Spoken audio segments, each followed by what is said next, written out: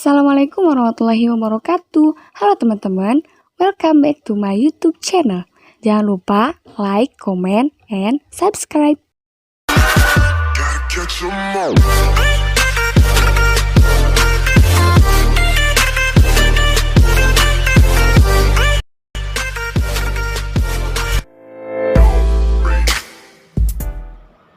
Halo teman-teman, perkenalkan nama saya Rizka Amalia, NIM 2017402053. Di sini saya akan menjelaskan materi mengenai kepemimpinan pendidikan untuk memenuhi tugas mata kuliah Administrasi Pendidikan kelas 3 PAIB.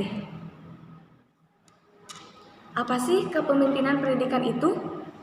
Istilah leadership atau kepemimpinan sejatinya memiliki sudut pandang yang sangat luas dan beragam. Sebagaimana Haris mengatakan, tidak ada definisi yang baku mengenai kepemimpinan tersebut. Dalam pengertian yang sangat lugas, selanjutnya maka Wimbang mendefinisikan sebagai kapabilitas yang dipunyai oleh individu dengan tujuan membujuk orang lain.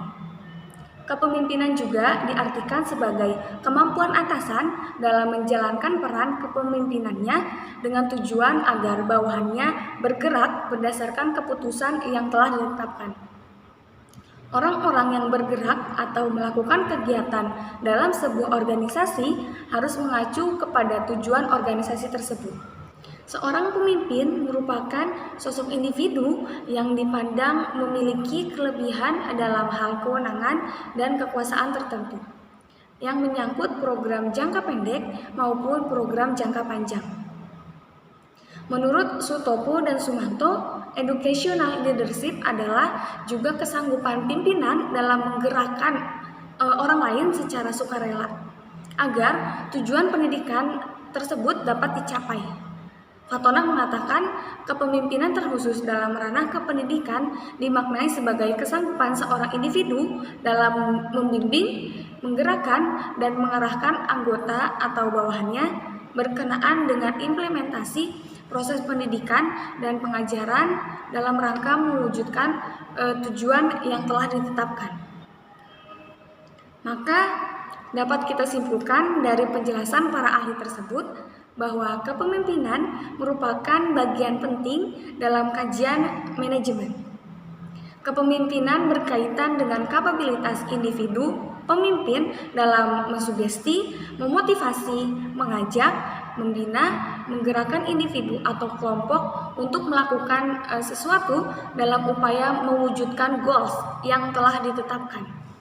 Dalam hubungan dengan suatu lembaga atau institusi, kegiatan kepemimpinan dengan segenap atributnya pada prinsipnya yaitu untuk mewujudkan cita-cita yang telah disepakati orang-orang yang terlibat di dalamnya. Leadership dalam bidang pendidikan merupakan kemampuan kepala sekolah dalam rangka proses mendorong, mempengaruhi, mengkoordinir, dan menggerakkan para guru dan anggota persekolahannya terkait dengan penerapan proses belajar dan mengajar dalam usaha mencapai cita-cita pendidikan dan pengajaran yang optimal. Selanjutnya yaitu fungsi kepemimpinan pendidikan.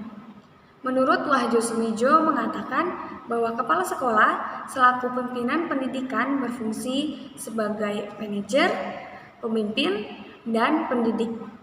Dikutip dalam Depdiknas Dirjen Pendidikan Dasar dan Menengah, fungsi kepemimpinan pendidikan diklasifikasikan menjadi 7, yaitu edukator, manajer, administrator, supervisor, leader, inovator, dan motivator. Yang pertama dalam fungsi edukator, bahwa kepala sekolah menjalankan fungsi kepemimpinannya dalam hal-hal prestasi yang dimiliki para guru, kemampuan dalam membimbing tenaga pendidik, kemampuan dalam membimbing karyawan, membimbing peserta didik, mengembangkan staf, kemampuan dalam belajar serta mengikuti perkembangan ilmu pengetahuan dan ilmu teknologi, kemampuan memberi contoh dalam mengajar. Yang kedua, fungsi manajer meliputi kemampuan dalam menyusun program, kemampuan dalam menyusun organisasi kepegawaian, menggerakkan staf, kemampuan dalam mengoptimalkan daya institusi, pada lembaga pendidikan yang ditempati. Yang ketiga, fungsi administrator, yaitu meliputi kemampuan dalam mengelola segala administrasi yang menyangkut proses belajar mengajar, kemampuan mengelola bimbingan dan konseling, kesiswaan, ketenagaan, keuangan, sarana prasarana, mengelola administrasi persuratan. Yang keempat, fungsi supervisor bermakna kepala sekolah bertindak sebagai manajer. Yang kelima, fungsi leader, yaitu bermakna kepala sekolah menjalankan tugas dan tanggung jawabnya sebagai inovator dan motivator. Terakhir, fungsi inovator dan motivator. Pada fungsi ini, kepala sekolah menjalankan tugas dan tanggung jawabnya sebagai leader. Menurut Rohmat, menyederhanakan ketujuh fungsi kepemimpinan pendidikan menjadi dua fungsi utama, yaitu manajer dan leader. Pertama, yaitu manajer, mencakup di dalamnya fungsi administrator dan supervisor dengan tugas dan tanggung jawab dalam hal yang pertama, perencanaan, yaitu mencakup kemampuan menentukan tujuan organisasi, kemampuan merumuskan program institusi pendidikan, kemampuan menyusun strategi pengembangan, kemampuan menentukan standarisasi pencapaian tujuan. Yang kedua yaitu pengorganisasian, mencakup kemampuan menghimpun dan mengkoordinasi sumber daya manusia, kemampuan menghimpun dan mengkoordinasi sumber-sumber material institusi pendidikan, kemampuan menentukan sumber daya yang dibutuhkan institusi pendidikan, kemampuan menentukan kegiatan yang dibutuhkan untuk mencapai tujuan, kemampuan mengembangkan organisasi atau institusi pendidikan, kemampuan penugasan dan tanggung jawab kepada tenaga pendidik dan staf administrasi. Yang ketiga yaitu penyusunan personalia, mencakup kemampuan penentuan kebutuhan sumber daya manusia, kemampuan mengadakan rekrutmen, kemampuan mengadakan sampai selesai, kemampuan mengadakan pelatihan dan pengembangan sumber daya manusia, kemampuan mengadakan orientasi pada tenaga pendidik dan staf administrasi. Keempat yaitu pengarahan, mencakup kemampuan menyusun job description, kemampuan untuk menetapkan para bawahan pada sumber daya manusia yang tepat, kemampuan untuk membangkitkan semangat kerja, kemampuan untuk memberikan arahan bagi para tenaga pendidik dan staf administrasi. Yang kelima yaitu pengawasan, mencakup aspek-aspek kemampuan untuk penilaian kinerja bawahan, kemampuan untuk mengidentifikasi kasus-kasus penyimpangan, kemampuan mengadakan strategi untuk mengadakan perubahan, kemampuan menyusun strategi untuk kontrol terhadap proses pencapaian tujuan. Kedua yaitu leader, mencakup di dalamnya fungsi sebagai inovator dan motivator. Kepala sekolah memiliki tugas dan responsibility yang melebihi sivitas akademika lainnya. Sivitas akademika merupakan komunitas yang memiliki tradisi ilmiah dengan mengembangkan budaya akademik. Budaya akademik merupakan seluruh sistem nilai, gagasan, norma, tindakan, dan karya yang bersumber dari ilmu pengetahuan dan teknologi sesuai dengan asas pendidikan tinggi. Keberhasilan penyelenggaraan pembelajaran dapat dipastikan berada di pundak kepala sekolah dalam membawahi pendidik dan tenaga kependidikan. Keberadaan kepala sekolah dalam berbagai aktivitas baik dari segi akademik maupun administrasi sekolah, sarana prasarana, dan lingkungan sekolah merupakan indikator keberhasilan atau kegagalannya. Komitmen dan support para pemangku kepentingan turut memberi andil bagi kemajuan sekolah. Kualitas kepribadian turut memberikan kontribusi secara signifikan dan turut menentukan keberhasilan atau kegagalan kepala sekolah selaku pemimpin pendidikan di sekolahnya. Wahyu Sumijo mengemukakan kepemimpinan pendidikan sebagai berikut. Yang pertama, bertanggung jawab agar para tenaga pendidik, Staf administrasi dan siswa menyadari tujuan institusi pendidikan yang telah ditetapkan. Yang kedua, bertanggung jawab untuk menyediakan segala dukungan, peralatan, fasilitas, berbagai peraturan, dan suasana yang mendukung.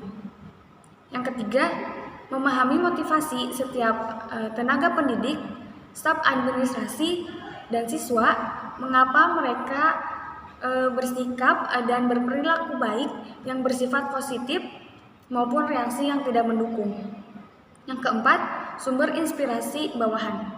Yang kelima, menjaga keseimbangan antara tenaga pendidik, staf administrasi, dan siswa, serta kepentingan masyarakat pihak lain. Yang keenam, yaitu menyadari bahwa esensi kepemimpinan atau kepengikutan tidak akan terjadi apabila tidak didukung, yaitu membimbing, mengadakan koordinasi kegiatan, mengadakan pengendalian atau pengawasan, dan pembinaan agar masing-masing anggota atau bawahan memperoleh tugas yang wajar dan proporsional. Selanjutnya yaitu kualitas kepribadian pemimpin besar. Kualitas kepribadian pemimpin yang ideal penting seyogyanya dimiliki oleh seorang pemimpin. Tidak terkecuali pemimpin pendidikan. Seorang pemimpin harus mampu bertemu sesering mungkin dengan para anggota organisasi pendidik dan tenaga pendidik. Bahkan jika perlu dengan staf lainnya seperti cleaning service, driver, security, dan kantin. Pertemuan yang dimaksud tidak harus selalu secara formal, tapi dapat melalui obrolan ringan yang bermakna. Selain itu, pemimpin juga harus mampu merangkul anggota atau bawahannya tanpa membedakan fungsi dan posisi masing-masing. Di samping itu, pemimpin juga harus mampu mengarahkan anggota secara ing ngarso sung tulodo, ing madyo mangun karso, tuturi handayani. Artinya, pemimpin harus mampu mengarahkan, menyemangati, dan mendorong para pendidik, tenaga kependidikan, dan para staf lainnya yang memiliki semangat dan motivasi tinggi dalam bekerja, yang masih belum optimal dalam bekerja, bahkan yang masih malas. Seorang pemimpin tidak diharapkan untuk overconfidence dalam menjalankan kepemimpinannya, karena overconfidence dapat menjerumuskan pemimpin kepada perilaku lalai dan lengah. Lengahnya pemimpin karena overconfidence tersebut akan berakibat pada gagalnya rencana yang telah disusun matang dan dapat berujung pada tujuan yang tidak sesuai dengan yang diharapkan atau ditargetkan. Jadi, kesimpulannya adalah kepemimpinan pendidikan pada hakikatnya merupakan kemampuan yang dimiliki oleh seorang individu pemimpin sebagai penanggung jawab dalam ranah penyelenggaraan pendidikan dan pengajaran. Pemimpin berkewajiban mendorong, membimbing, dan menggerakkan bawahan pendidik dan tenaga kependidikan serta warga sekolah lainnya dalam rangka mencapai tujuan yang sudah ditetapkan bersama. Kepala sekolah sebagai pemimpin bertanggung jawab melaksanakan fungsi-fungsi kepemimpinannya, yaitu sebagai edukator, manajer, administrator, supervisor, leader, inovator, dan motivator. Keseluruhan fungsi kepemimpinan kepala sekolah tidak akan terwujud dengan sempurna jika tidak diiringi dengan sekian materi dari saya, kurang lebihnya mohon dimaafkan. Terima kasih. Wassalamualaikum warahmatullahi wabarakatuh.